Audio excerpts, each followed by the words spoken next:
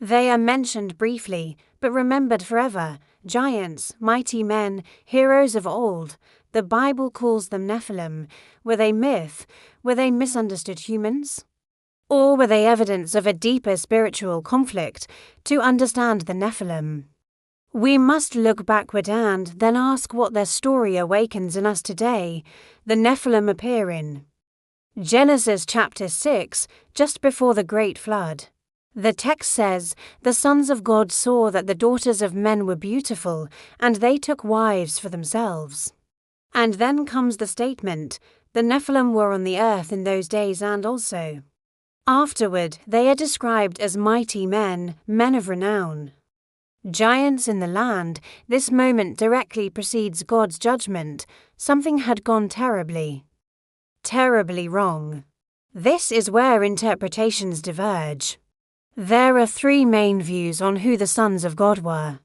The first is that they were fallen angels who crossed divine boundaries. The second suggests they were royal rulers or powerful kings who were abusing their power. And the third theory proposes they were from the godly line of Seth, mixing with a line of humanity that had turned away from God. Ancient Jewish writings, like the Book of Enoch, strongly support the fallen angel view.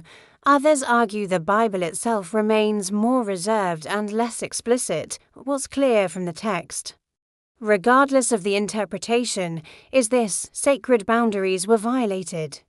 Corruption increased dramatically, and humanity was deeply affected. The Nephilim represent disorder, not a step forward in evolution. Genesis tells us that God saw the earth was filled with violence.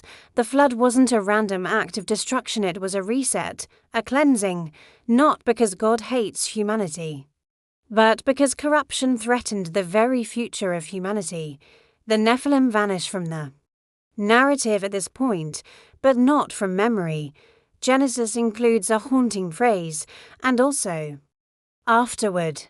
After the flood, giants appear in the story again. We read about the Anakim, the Rephaim, and of course Goliath. Were they direct descendants who somehow survived?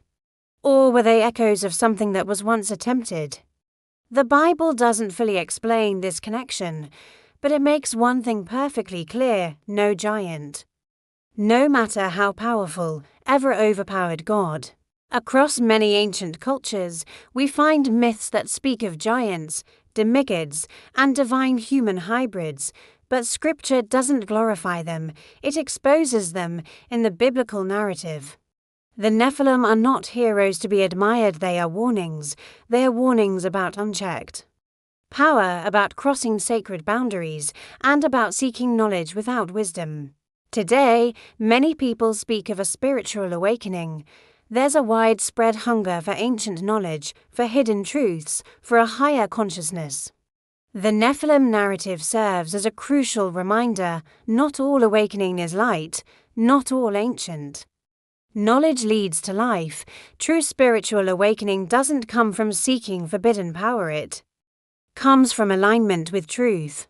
The story of the Nephilim points to a deeper reality. Human history has been shaped by spiritual conflict from the very beginning. But the Bible's story doesn't end with giants. It ends with victory.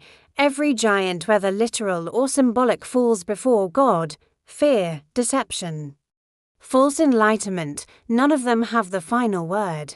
The Nephilim are not meant to be a distraction. They are meant to remind us. They remind us that humanity's true strength doesn't come from accessing some secret ancient power, it comes from living out our divine purpose.